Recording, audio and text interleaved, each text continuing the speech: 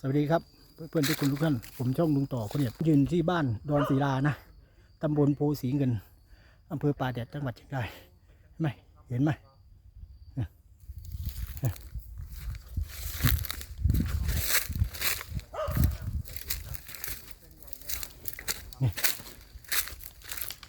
คน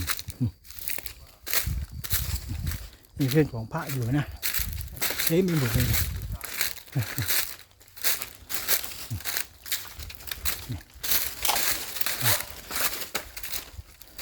ก็ฝากกดติดตามของช่องYouTubeของช่องลุงต่อคนเดียวนะมันเป็นส่วนของพระแต่มันไม่เป็นรัดร้างนะคือพ่อออกมาคือโยมเฝ้าวัดหรือเฝ้าอยู่สำนักสงฆ์นะอีกคนหนึ่งเห็นไหมนี่